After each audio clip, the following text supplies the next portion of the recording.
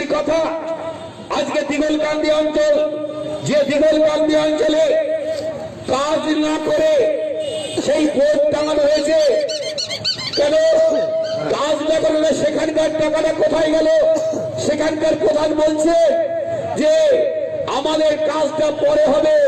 আপনারা সোশ্যাল মিডিয়ার মাধ্যমে দেখেছিলেন।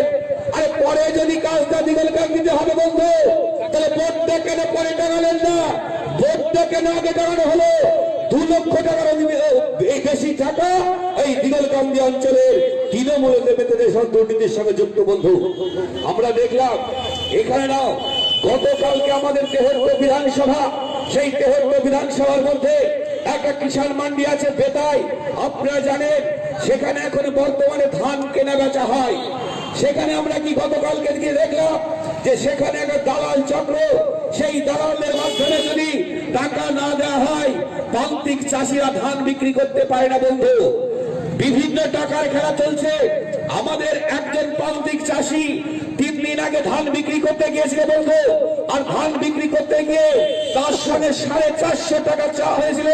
তার জন্য আমরা গতকালকে আমরা কিষাণ মান্ডিতে আমরা অভিযান চালিয়েছিলাম বন্ধু। একই দুর্নীতি বন্ধু।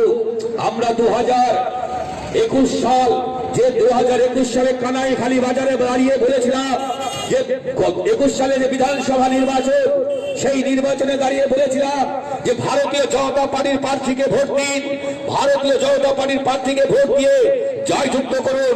সেদিন কিন্তু আমাদের কথা আপনারা কর্ণপাত করেননি। কাকে আপনারা ভোট দিয়েছিলেন বন্ধু? আপনারা ভোট দিয়েছিলেন তৃণমূলের প্রার্থী তাপস সাহাকে, আর তাপস সাহাকে ভোট দিয়ে আপনারা জয়যুক্ত করেছিলেন। আমরা কি দেখেছিলাম সেই দিনকে? এলাকার বেকার যুবক শিক্ষিত যে ছাত্রছাত্রী, তাদের সঙ্গে চাকরি দেবার নাম করে কোটি কোটি টাকা আত্মসাৎ করেছিলেন, দুর্নীতি করেছিলেন। আমাদের কথাই কান দেননি বন্ধু।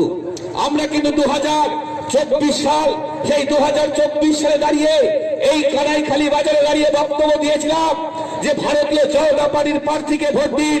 সেই দিন কিন্তু আপনারা কর্ণপাত করেননি বন্ধু। আমরা কি দেখেছিলাম যে তৃণমূলের প্রার্থী এমপি হয়েছিলেন মহামাত্র, আর তার বিনিময়ে আমরা কি পেলাম? এখানকার অর্ধেকের বেশি অংশ সম্প্রদায়। আমরা কি দেখলাম যে রাজ্যের মুখ্যমন্ত্রী যে মতুয়াদের দেব দেবী গুরুচাঁদ এবং হরিচাঁদ, তিনি একটি মঞ্চে বক্তব্য দিলেন যে হরিচাঁদ গুরুচাঁদকে গুরুচাঁদ বলে সেদিনকে আখ্যা দিয়েছিলেন বন্ধু। এখানকার মতুয়া সম্প্রদায় আপনারা সংগঠিত হবে, আপনারা আগামী দিনে ইভিএম এর মাধ্যমে এর উত্তর দেবেন বন্ধু। আমরা